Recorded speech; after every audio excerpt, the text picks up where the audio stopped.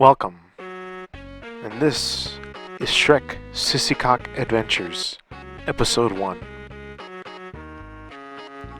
Finally, Shrek had achieved his happily ever after, and far, far away was rid of the vile clutches of the greedy old hag fairy godmother. His big and marvelous green fingers can finally caress new territory in his life, but unfortunately he wasted most of his time. Countless years passed, and the ogre's accomplishments faded with the last generation. Ogres came, and ogres went, and Shrek came, of course, and he came hard. But it is best not to describe that, for I know your mind is already writing a lovely description. Thanks to an ogre's increased lifespan, he lived for many years, but he did not find happiness in this time. As decades passed, his life was becoming stale and pointless. There was not much to do. He had plenty of food, plenty of mud, and plenty of time for himself to have sweaty swamp sex with Fiona. But alas, from day one after the events of Far, Far Away, Shrek realized he had a pathetic sissy cock. Fiona was getting tired of the same old sissy cock.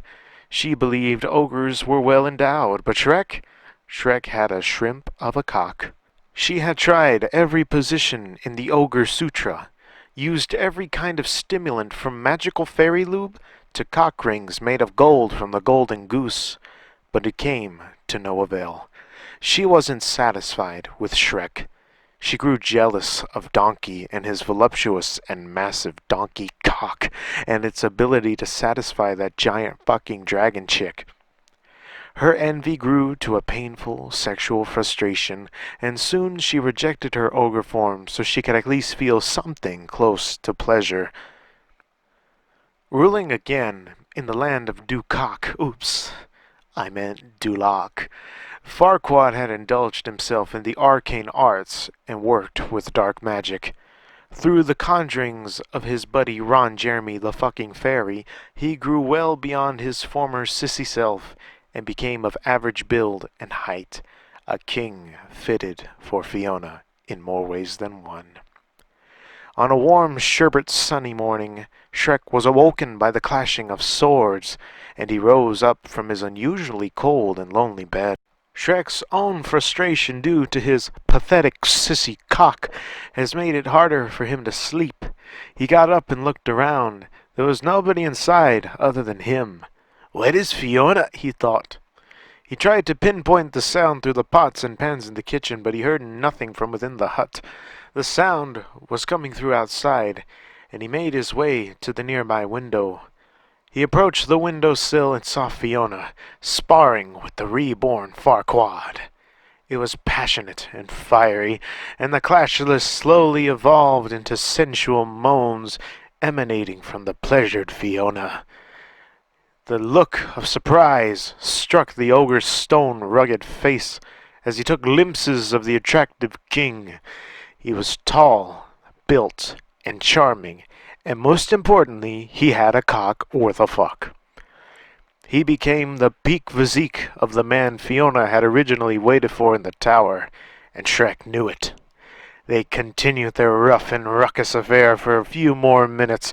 Shrek stood still in the windowsill, still with his face of shock, disappointment, and a tiny erection from his pathetic sissy cock. He had nothing to say. He was beaten, and what made it worse was the sounds of her moaning blasting through his ears as Farquaad had achieved the rare feat of bringing Fiona to climax. Once the deed was done, they were covered in sweat. Shrek saw the now human Fiona post-coitus, and she looked much more toned in her human form, finally relaxed after much-needed intercourse. Shrek grew furious. "How long have they been doing this?" he thought to himself. Shrek stormed to his room and grabbed a filthy onion carcass shelled with a layer of encrusted ogre semen, along with a small hole. He was ready to commit an atrocity. He rushed out of his room and leaned by the same window, seeing the sweaty pair kissing and fondling each other with blades rooted to the ground. Shrek released a tiny portion of the rage he had buried deep within. Only the blood of those against him will suit his anger. He stroked his tiny ogre cock against the onion, making splashing sounds that became louder and louder. Eventually, the onion was only a powdery layer, riddled with steamy ogre semen.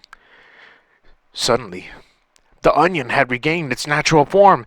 It was then it became a green chaos onion. Shrek ate it, and as soon as it reformed, he emanated scintillations of green and black, and passed out.